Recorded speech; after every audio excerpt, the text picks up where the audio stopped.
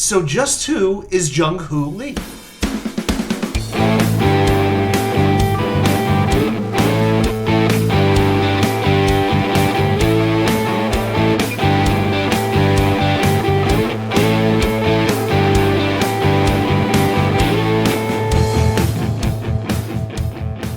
And well, welcome back to New York Sports WickerMedia. I'm Y2K99. Thank you as always for taking the time to watch these videos.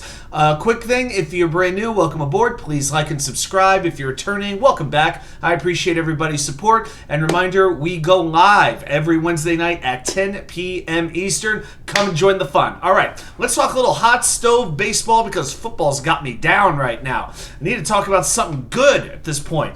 And it is the winter meetings of Major League Baseball. They are going on right now as we're recording in Music City, USA, Nashville, Tennessee, a city that in my mind would deserve a Major League Baseball team if MLB does choose to expand. But one name that we're starting to hear a little bit more of the last couple of days is Jung Hoo Lee, the Korean center fielder.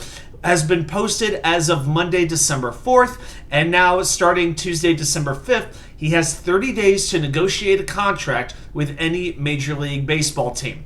Now, as of mid-November, John Heyman of the Post reported there were 20 teams keeping tabs on Lee. Want to know about his health, if he was interested in playing for them. Major League Trade Rumors ranks him on their free agent list, on their big ranking, 15th overall, and ESPN ranks him 14th. So just who is Jung Hoo Lee? Well, let's talk a little about his history. He's only 25 years old. First of all, youth, very, very good.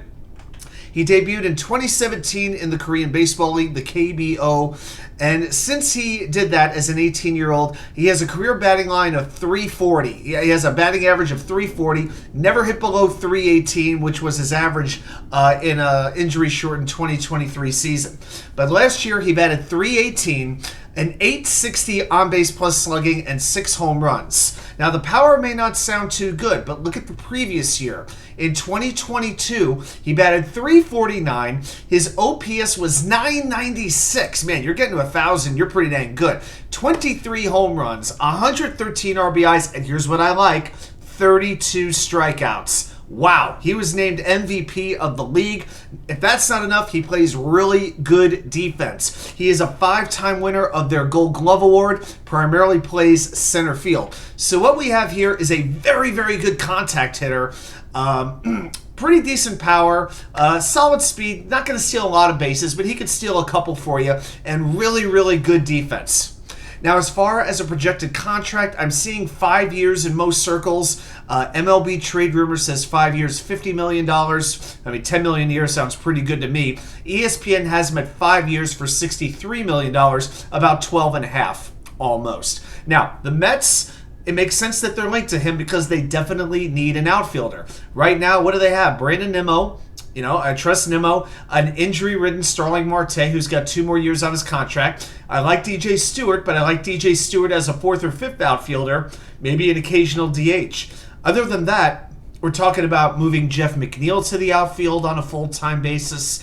They have a couple of other people like that they called up. Cooper Hummel, they recently acquired on waivers. That's another option as well. Now, they do have players coming up in a few years who could play outfield. You know, Drew Gilbert, Jet Williams, Alex Ramirez, who they just put on the 40-man roster. Ryan Clifford as well. Possibly Luis Angel Acuna, but I think he's going to be an infielder. But none of those guys are likely to be Major League ready this year. So my initial thought was offering multiple years for a position player. It really wasn't something that I wanted to do, but if you get somebody young enough with this many tools, it's something that you really have to look at. It's a very interesting option. You could put, you could put Lee in center field to move Brandonnimmo over to one of the corner outfield spots. I would definitely be on board for that. So we'll see what winds up happening, but most likely he will be signing in the month of December, and I think the New York Mets, they make about as much sense as anybody would for Jung Hoo Lee. Oh, and another report that I heard is that the New York Mets are not interested. I think there was a Jeff Passan who said this, that the Mets are not looking at a third baseman.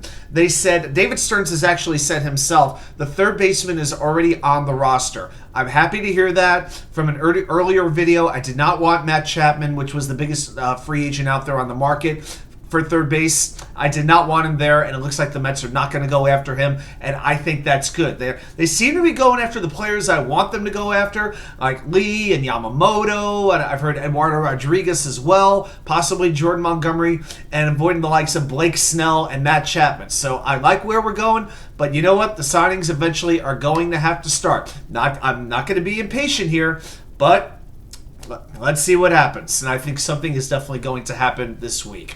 All right, everybody. Thanks so much for watching. I'll see you right back here with more content from you know where. The Wicker Chair.